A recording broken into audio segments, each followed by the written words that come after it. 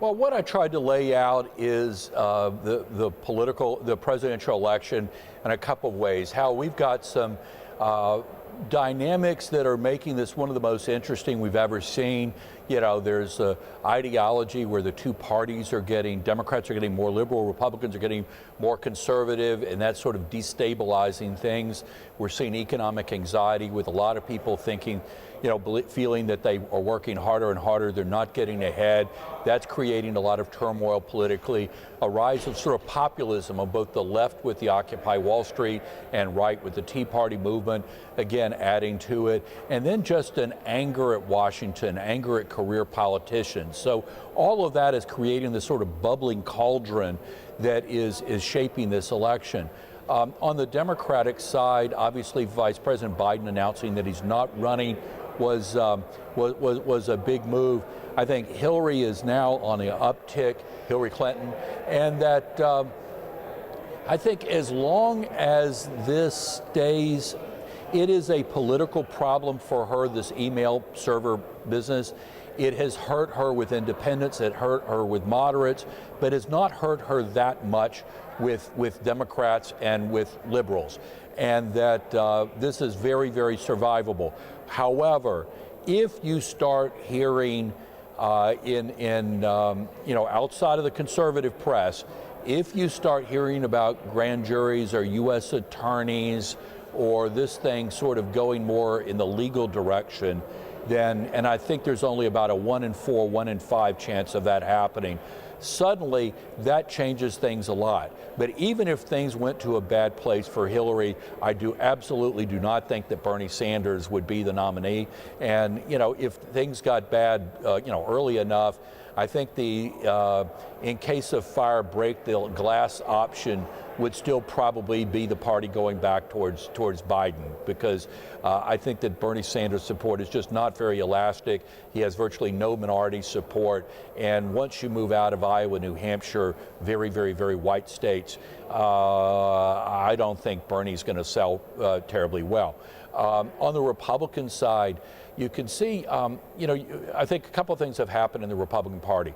Sort of the establishment, the party of Eisenhower, Nixon, Ford, both Bushes, Reagan, Bob Dole, John McCain, Mitt Romney. That party used to be about 70% of the Republican Party. And now it's dropped down to, it's only about a half.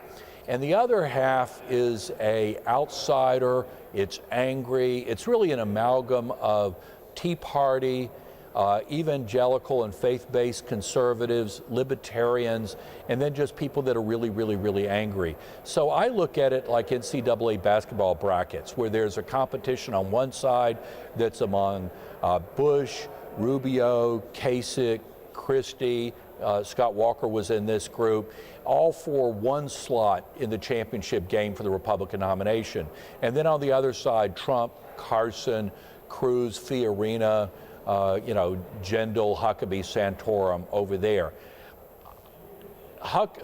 Trump and Carson are not really fading yet, but I think as we get closer to the primaries and caucuses, I think you'll start seeing them top out and start to slide down.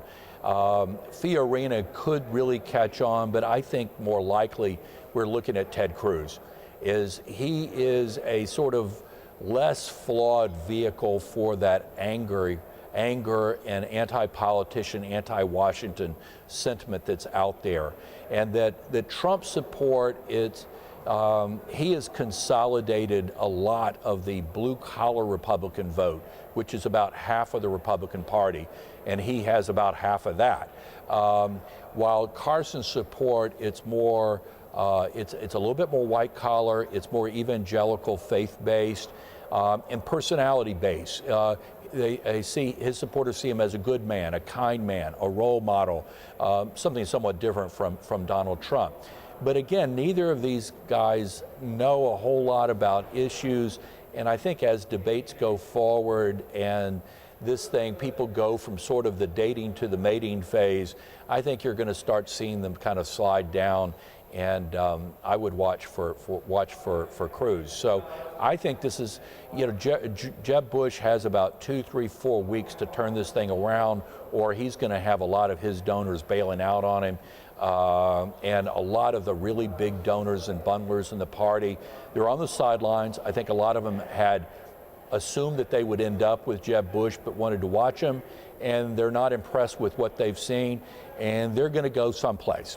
And they could go Rubio, they could go Kasich. I think right now they're leaning more Rubio, but I see this thing coming down to probably Rubio, although possibly Bush or Kasich, versus on the other side, probably Cruz.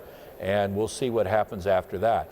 But the big picture, I think, in terms of the general election, this is going to come down to the time for a change sentiment that is pervasive in this country and happens 5 times out of 6 since the end of World War II, when a party had the White House for 2 consecutive terms, they voted for change, versus demographics, where Republicans have some huge demographic challenges with minority voters, with young voters, that's making this very, very difficult and made the Electoral College very, very problematic for Republicans. So is it going to be time for a change, or is it going to be demographics in the Electoral College? So that's pretty much what I talked about at the meeting. It was a lot of fun. It was a lot of really interesting people. I had a couple of good questions at the end, and so it was a lot of fun. Our website is cookpolitical.com, www.cookpolitical.com, and all my columns are on there. But it's been a lot of fun. I've enjoyed going around the country and talking to lots of credit union groups around, and they're just good, solid, heart of America people.